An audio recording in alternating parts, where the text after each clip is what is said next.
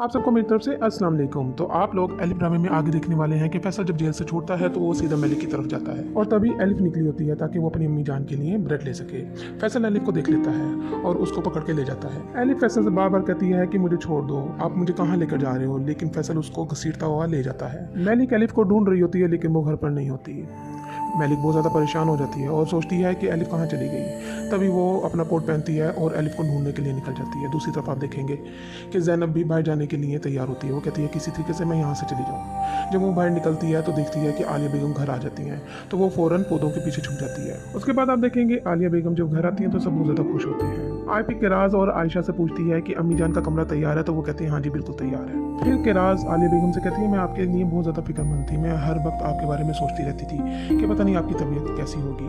फिर आलिया बेगम को वो लोग कमरे में ले आते हैं। आयशा फिर आलिया से पूछती है कि आपके लिए मैं कुछ खाने के लिए लेकर आऊँ, तो आईपी कहेगी कि हाँ आप कुछ ठंडा ले आएँ। तभी टोजे वहाँ से भागती भी आती है और अपनी दादी के गले लग जाती है और उसको प्यार करने लगती है। फिर टोजे कहेगी दादी जान मैंने आपको बहुत ज़्यादा मिस किया, अब आप मुझे छोड़ के मत जाइएगा। तभी केनान आयशा से चुप करके पूछता है कि आरजू किधर है, तो आयशा कहती है कि नहीं मुझे नहीं पता। फिर आप देखेंगे आरजू एक आदमी के पास जाती है और उससे कहती है कि मैं एक लड़की से बहुत ज़्यादा तंग हूँ, तुम कुछ ऐसा करो कि वो जेल चली जाए और मेरी ज़िंदगी में वापस ना आए, उसने मुझे बहुत ज़्यादा तंग किया हुआ है। वो उस आदमी से डील करती है और कहती है ये काम जल्द अज जल्द हो जाना चाहिए। फिर दूसरी तरफ आप देखेंगे कि ज़ैनब बाहर जाने के लिए मौका तलाश कर रही होती है। वो खिड़की से देखती है तो बाहर सादी खड़ा होता है। जैसे ही सादिक वहाँ से जाता है वो फ़ौरन वहाँ से निकलती है और वहाँ से चली जाती है। फिर सलीम आता है और आयशा के कमरे में जाता है। वहाँ पे देखता है वहाँ ज़ैनब नहीं होती। वो परेशान हो जाता है कि आखिर ज़ैनब कहाँ गई। वो ज़ैनब को फ़ोन करता है लेकिन ज़ैनब फ़ोन नहीं उठाती। फिर वो किचन में आता है, आयशा आपा से पूछता है कि आयशा आपा ज़ैनब कहाँ पर है, तो आयशा कहती है कि नहीं मुझे नहीं पता। फिर वो कहता है कि वो फ़ोन भी नहीं उठा रही। वो बहुत ज़्यादा परेशान हो जाता है। फिर आप देखेंगे कि मेलिक मुराद के पास आ जाती है और कहती है कि तुम्हारा बाप किधर है। वो कहेगा कि आपने उनसे क्या कहना है। वो कहती है कि उसने मेरी बेटी को किडनैप किया है। मुराद कहेगा कि वो ऐसा नहीं कर सकते, वो ऐसा क्यों करेंगे भला। फिर मेलिक कहती है कि मैं तुम लोगों पर केस करवा दूंगी और ये कहकर वहाँ से चली जाती है। फिर आप देखेंगे कि वो आदमी जिसने आरजू से डील की होती है वो दो आदमियों को बुलाता है और उनको एड्रेस देता है और कहता है इस एड्रेस पे जाकर चुप करके तुम ये ड्रग्स रख दो और किसी को पता ना चले। वो आदमी मेलिक के घर आते हैं, वहाँ पर कोई भी नहीं होता। वो जल्दी से वो ड्रग्स सोफे के अंदर छुपा देते हैं और वहाँ से चले जाते हैं। दूसरी तरफ आप देखेंगे कि फैसल एलिफ को लेकर कॉफ़ी शॉप पे बैठा होता है। वो कुछ सोच रहा होता है। फिर वो मुराद को फ़ोन करता है। मुराद उसका फ़ोन उठा के कहता है कि बाबा आप तो ठीक तो है ना, आप पुलिस स्टेशन तो नहीं पहुंच गए। तो वो कहेगा कि चुप करके बैठो और मैं यहाँ कॉफ़ी शॉप पे बैठा हूँ, यहाँ पे फ़ौरन पहुँचो। ज़ैनब यूनिवर्सिटी पहुंचकर गुलनूर को फ़ोन करती है तो वो देखती है कि बाहर एक खुद खड़ा हुआ होता है। वो ज़ैनब को ही तलाश कर रहा होता है। तभी वो गुलनूर से कहती है कि मैं बाहर खड़ी हुई हूँ लेकिन बाहर इरकुत खड़ा हुआ है, तो तुम आकर मेरे से मिलो। फिर आप देखेंगे कि गुलनूर बाहर आ जाती है और बाहर की तरफ जा रही होती है। तभी इरकुत उसको देख लेता है। वो उसके पीछे जाने ही लगता है तो उसको फ़ोन आ जाता है। वो फ़ोन सुनने लगता है, इतने में गुलनूर वहाँ से निकल जाती है। फिर आप देखेंगे कि राज आलिया बेगम को सूप पिला रही होगी, तो तभी वो कहेगी कि मेरा पेट भर गया है अब बस। फिर केनान कहेगा कि अम्मी जान आपको ये खाना होगा, नहीं तो आपकी सेहत ठीक नहीं रहेगी। फिर आईपी किराज से कहेगी कि तुम यहाँ से उठो, मैं अपनी अम्मी जान को खुद पिलाऊंगी। तभी वहाँ पे आरजू आ जाएगी और आरजू आलिया बेगम से उनका हाथ पूछेगी। आलिया कहेगी कि हाँ मैं अब बिल्कुल ठीक हूँ। तो केनान उससे पूछेगा कि तुम कहाँ पर थी। तो वो कहेगी कि तुम मेरे साथ आओ, मैं तुम्हें बताती हूँ।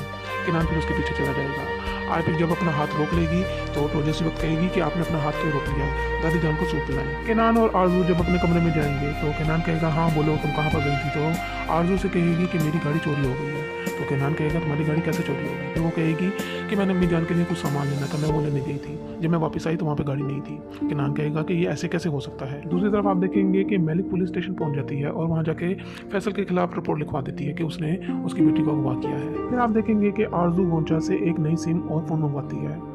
वो फ़ोन में सिम डालने लगती है लेकिन उससे डल नहीं रही होती। तो गोंचा कहती है कि क्या मैं आपकी हेल्प कर सकती हूँ। तो वो कहती है कि नहीं मैं खुद कर लूँगी। वो फ़ोन खोलकर उसमें सिम डाल रही होती है तो गोंचा उसको देख रही होती है। फिर वो उसको कहती है कि तुम यहाँ पे खड़ी हो कि मेरा मुंह क्या दिख रही हो, चलो जाओ यहाँ से चली जाओ। फिर आयशा मेलिक को फ़ोन मिलाने लगेगी ताकि वो बता सके कि यहाँ से ज़ैनब चली गई है, लेकिन मेलिक फ़ोन नहीं उठाएगी।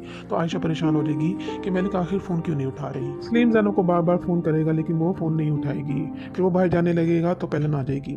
पेलन उससे कहेगी कि तुम आखिर कैंपस क्यों नहीं आ रहे थे। तो वो कहेगा कि मेरी अम्मी की तबीयत ठीक नहीं थी। फिर पेलन ऊपर आके आलिया बेगम का हाल पूछती है। फिर आलिया बेगम उसे कहती है कि अब मैं पहले से काफ़ी बेहतर हूँ। फिर दूसरी तरफ आप देखेंगे मुराद फैसल के पास आता है।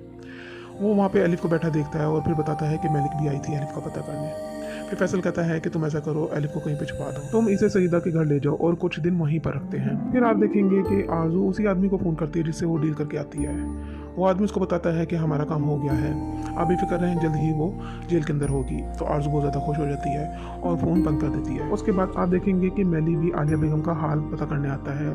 वो उसकी तीमारदारी कर रहा होता है। वो उनसे पूछता है कि अब आप कैसा फील कर रही हैं। तो आलिया उनसे कहती है कि मुझे ऐसा लगा था जैसे मैं मर जाऊंगी। तो वहाँ पे आईपी भी खड़ी होती है। तो वो कहती है कि अम्मी जान ऐसा मत कहें। फिर मेली कहता है कि आप एक स्ट्रॉन्ग वूमन हैं, आपने इस बीमारी को एंड तक लड़ा है, आप जल्द ही सेहतयाब हो गई। फिर दूसरी तरफ आप देखेंगे आरजू गोंचा को बुलाती है और वो फोन देकर कहती है कि इसे डिस्ट्रॉय कर दो। तो वो कहती है मैं इसको ज़ाया क्यों करूँ। तो वो कहेगी क्योंकि मैं कह रही हूँ। गोंचा को कुछ समझ नहीं आ रही होती। फिर आरजू कहती है कि इसको ज़ाया ही करना है, पिछली मरतब तुमने मेरे कपड़ों के साथ जैसा किया था ऐसा मत करना। तो गोंचा वो फ़ोन लेकर वहाँ से चली जाती है। फिर आप आगे देखेंगे कि जब मेली घर जा रहा होता है तो सादिक उसको मिलता है। सादिक उसको बताता है कि मुझे पड़ोसी ने बताया है कि वहाँ पर मेली के घर पुलिस आई हुई है और वहाँ पर मेली का इंतज़ार कर रहे हैं। तो मेली कहता है कि पुलिस वहाँ पे क्या कर रही है। तो वो कहता है कि नहीं मुझे नहीं पता। तो मेली फ़ौरन वहाँ से निकलता है। फिर आप देखेंगे मुराद अपनी गर्लफ्रेंड के पास पहुंच जाता है। वो दरवाज़ा खोलती है तो उसके साथ एलिफ भी होती है। मुराद उसको कहता है कि देखा मैंने तुम्हें सरप्राइज कर दिया। सईदा उसको अंदर ले आती है। मुराद फिर कहता है कि कुछ दिनों के लिए तुमने इस बच्ची को अपने पास रखना है। फिर आप देखेंगे कि मेलिक एलिफ को बहुत ज़्यादा ढूंढती है, उससे नहीं मिलती। तो वो घर वापस आ रही होती है। तो वो देखती है उसके घर के आगे पुलिस खड़ी हुई होती है। तो वो समझती है शायद ये एलिफ को लेकर आए हैं। वो भागी हुई पुलिस के पास आती है और कहती है कि क्या आप लोग एलिफ को लेकर आए हैं।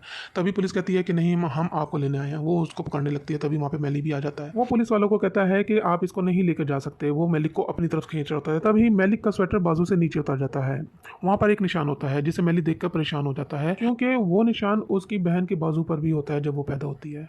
तो वो समझ जाता है कि मेलिक ही मेरी बहन